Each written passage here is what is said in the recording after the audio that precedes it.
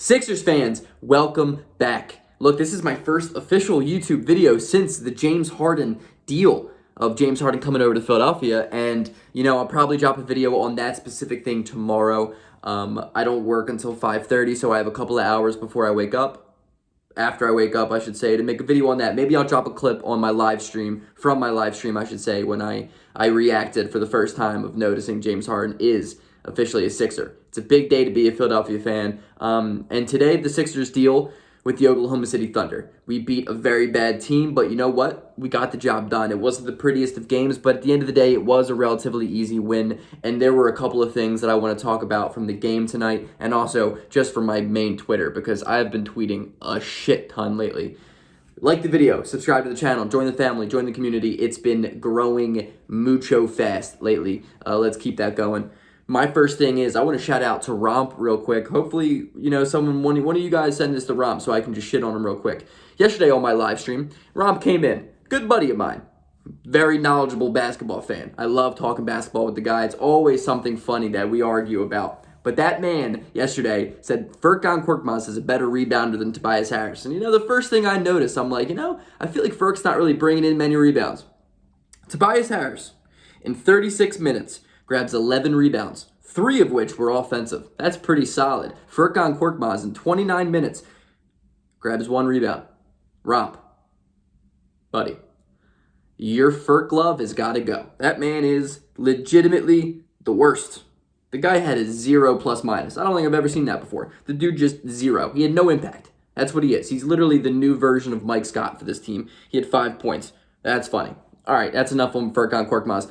This is the Tyrese Maxey game, man. I know Embiid had 25, 19, 4, and 5, which is absolutely absurd. He's the first Sixer since 1996 to have a 20, 15, and 5 game, I think it was. That's pretty insane if you really think about it. And also, it's his 22nd straight game of 25 points plus, which is huge. But he didn't really pass the eye test tonight. Offensively, he didn't really look great. He went 8 of 25, but that just is a reminder that sometimes he's human. But this is also a huge reminder that, look, we have James Harden now. We don't need Embiid to go 20 for 25 anymore like we used to. We're gonna win games like this against better teams than the Oklahoma City Thunder, because Embiid's gonna have more energy for the defensive side of the basketball court, and putting up 5 blocks a night is gonna be huge.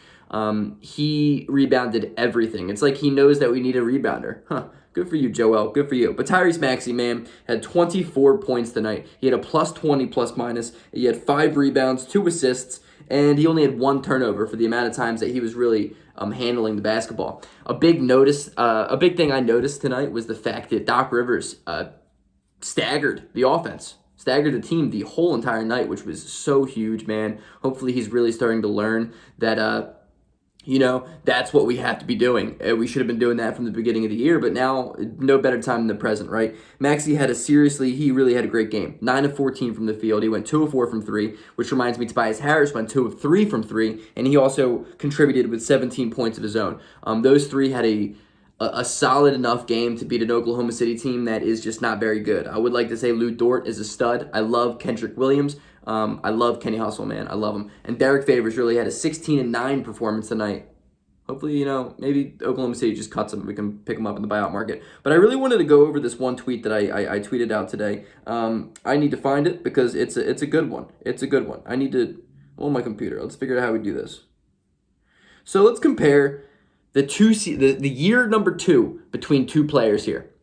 James Harden, in his second year, at the age of 22, averaged 16.8 points per game, 4.1 rebounds, and 3.7 assists on 49, 39, 85 shooting splits. Tyrese Maxey, in his second year in the NBA, at age 21, is averaging 16.9 points per game, 3.6 rebounds a game, and 4.8 assists on 47, 39.8, and 87% from the line.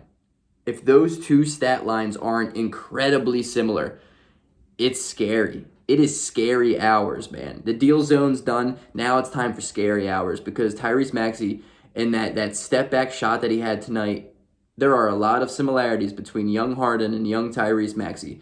And now that we have James Harden, there is no better player that can teach somebody how to be like James Harden than James Harden. Tyrese Maxey has an incredibly bright future. Tonight he had a humongous game. It really looked like he was the leader of that offense for a lot of the fourth quarter when we needed him because Embiid just wasn't hitting his shots. And sometimes we need that. And Tobias Harris, I will give you props, my man. It really looked like he took a back seat tonight, and that's the first time I could probably say that in my career as a YouTuber. 400-something videos in, and finally I can say Tobias Harris genuinely looked like he put his ego aside and handed Tyrese Maxey the keys when he needed it.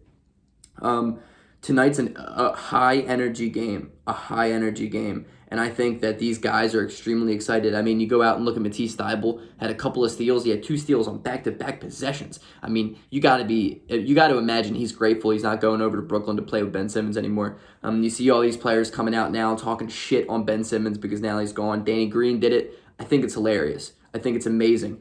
Amy Fadul, all the sportscasters on ABC News, Jim Gardner, everybody is throwing Ben Simmons shade right now, and I am here for it. I would also, real quick, like to add another point. Now, I don't know if this is going to stay true, but DJ Eastwood, this one's for you, my man. We had this little bit of an argument last night when I was on his live stream about who is going to get the backup 5 minutes if we don't go out and get a buyout market guy. He said it's got to be Charles Bassey. Everybody I've seen online says Charles Bassey. I even saw a couple hours ago before the game started, it's about to be the Charles Bassey breakout game. And I was the only one saying, it's Paul Reed. It's going to be Paul Reed because Paul Reed is much more athletic and he is going to be more of a prototypical guy that Harden can run the pick and roll with. And what did we see tonight, guys? What did we see tonight? We saw 0 minutes from Charles Bassey and we saw 13 minutes from Paul Reed. Now, did Paul Reed have probably the worst Shaqtin' a Fool moment of his career? Yeah. And one of the worst in the season among any player in the NBA? Yeah. But it came off of a fast break steal in which he had 6 points tonight, 7 rebounds, and 2 steals and 2 blocks. But the thing is, man, he is an athletic, just freak of a workhorse. That man is running up and down the court, hustling more than I have seen most dudes hustle in NBA careers. I think he's a guy where you can run the pick and roll with Harden, and if there's anybody that can untap the potential of Paul Reed, it's going to be a facilitator like James Harden. A thing that we really need to understand here is that James Harden, arguably, his best attribute is his playmaking. It's his ability to create opportunities for other players. It's his ability to make everybody else around him a better basketball player. And he'll average 25 points a game. It's insane. It's insane. I'm extremely excited for probably Tuesday against Boston when Harden hopefully comes back and plays the game because I cannot wait to watch what the Sixers offense is going to look like with that man at the helm. And it's another big thing is I really enjoyed Doc Rivers' pre-game interview when he talked about, look, basically I understand that James Harden is a guy who works really well with the ball in his hands. I'm not going to take it out of his hands. I'm going to let him do what he has to do, but at the same time, I think he's going to be aware that Embiid, his teammate, is also a guy who needs the ball in his hands. He's like, it's never a bad sign when you just add another guy who is constantly getting double-teamed because it opens up opportunities for other people. I think George Niang is going to have the best stretch of his NBA career coming up, and he already has this year. I think Isaiah Joe, if God forbid that man ever gets a minute again, he's going to have some really good basketball in front of him. Shake Milton, thank God that man's back because I love that dude. I love watching him play basketball. He's going to have a good stretch ahead of him. I think every single guard on our team, every single wing, even including Furkan Korkmaz, I guess, if I have to, is going to have a good stretch because James Harden opens up open shots better than anybody in the NBA. The only guy probably up there with him is Joel Embiid. And guess what team he's on? Ours. There is a bright future ahead of us right now. Hopefully we can beat a tough Cavs team tomorrow. I unfortunately am working, so I won't be able to watch it. It's going to kill. But you know what? Low-key, thank God Harden's not playing tomorrow because if I missed his first game as a Sixer, I don't think I'd ever forgive myself. That being said, guys, peace.